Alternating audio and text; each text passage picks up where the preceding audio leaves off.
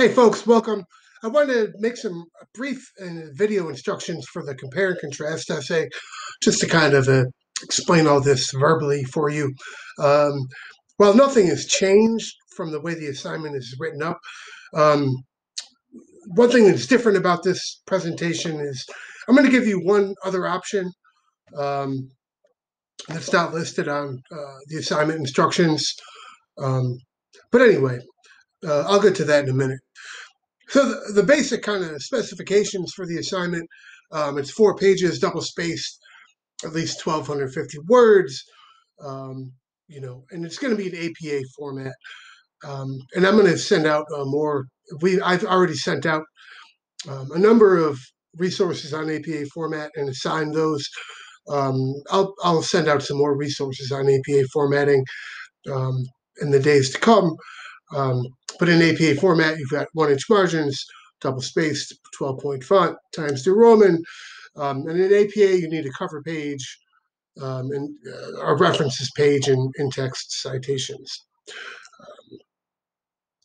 And so the purpose of this essay, and so it might sound a little juvenile to give you a compare and contrast essay, but I think what you'll find is the nature of this is that it's on a topic where comparing and contrasting two things actually leads to some pretty complex analysis.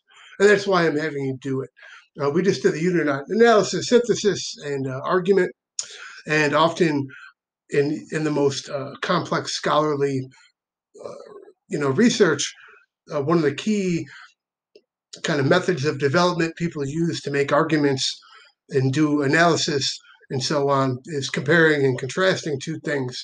And so, like a lot of you noted in the Gene Twenge article we read, the main kind of building block of her argument is comparing different generations before the smartphone and after the smartphone. And by looking at the differences, she starts to make her argument that the smartphones are causing mental health problems and all the rest of it. So anyway, I think you'll find it's a little bit more complex than it sounds, but this is a key building block to more complex types of writing, particularly analysis, synthesis, argument, all that good stuff. Okay. And so what will you compare and contrast? That's a good question. So I'm going to give you two options. And so here's the first one. We've read these different arguments and watched one of them about the effects of smartphones, mostly smartphones. The Steve Pinker was about kind of, modern technology and the internet in general. But we've read all of these. And so basically what I want you to do is compare and contrast, these arguments. And so I want you to talk about, at least two of the readings that were assigned, but no more than 4 of the readings that were assigned.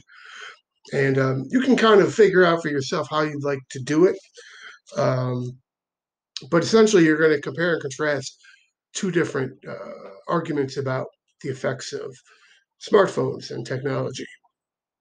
And so one way to do it would just be to, take 2 articles that are maybe a little bit on the longer side and compare and contrast them and take a look at, what similarities and differences do they have. And I think what you'll notice is if you do that, it sounds really simple, right? If you do that, it's really going to produce a really interesting analysis of the topic because there's just like a million different combinations, that can come out of that compare and contrast. And so to simplify it for you, you could break it down into parts.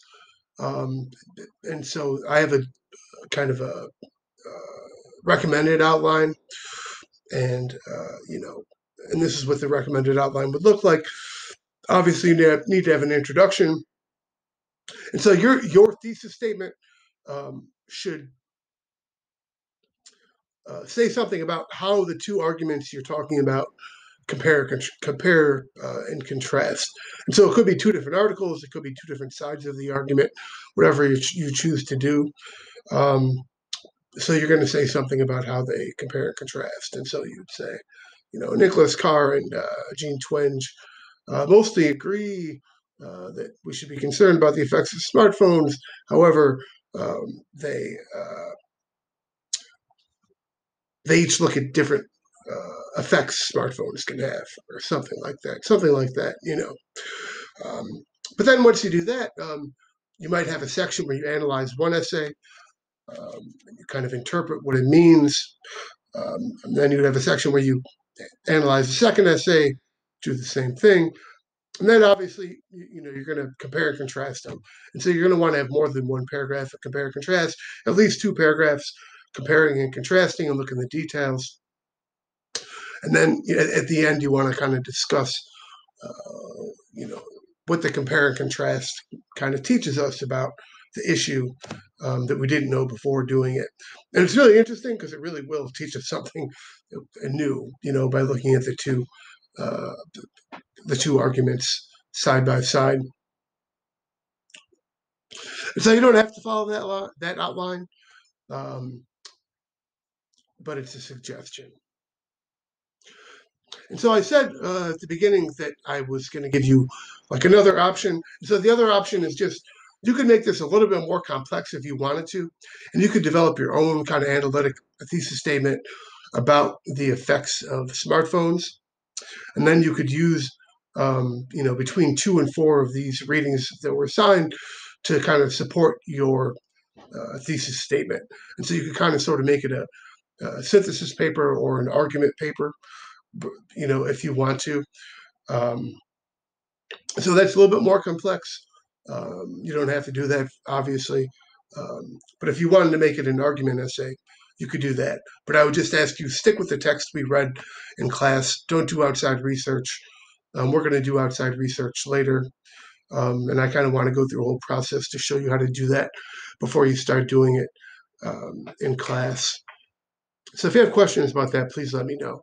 But you can make it a little bit more complex if you'd like to do it that way. Develop your own thesis statement about the effects of smartphones.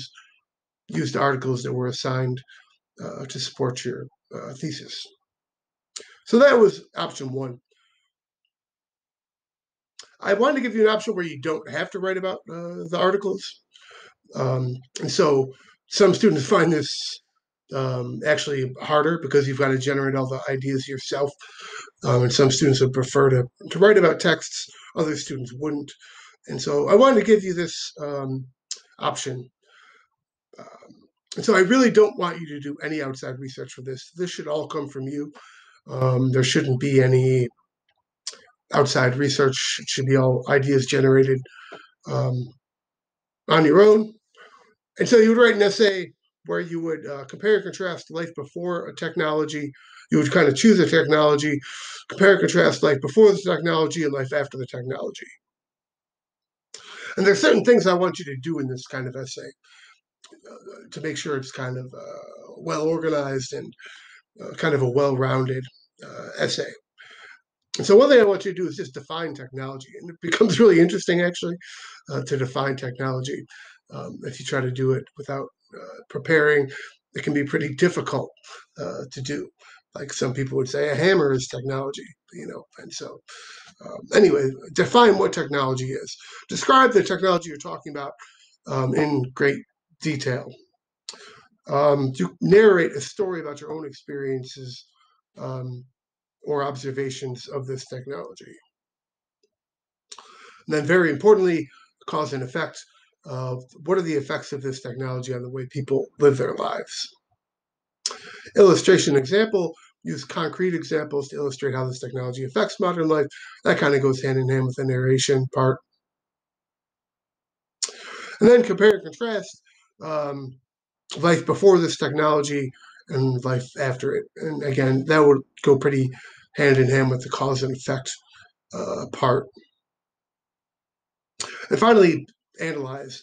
And so after doing all that, after analyzing uh, the cause and effect of the technology, comparing, contrasting life before and after, then analyze. So what did all that kind of teach you? What are the pros? What are the cons? And then, do the cons outweigh the pros? why or why not.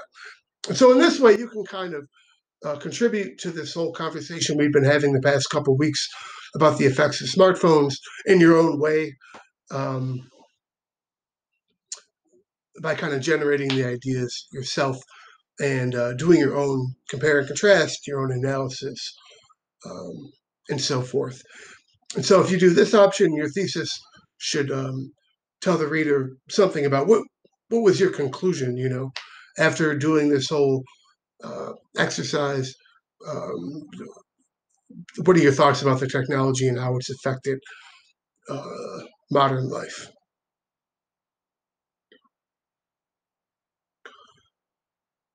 So I hope that makes sense. Please let me know if you have any questions. I'm not going to read the whole rubric to you, but there's a rubric here.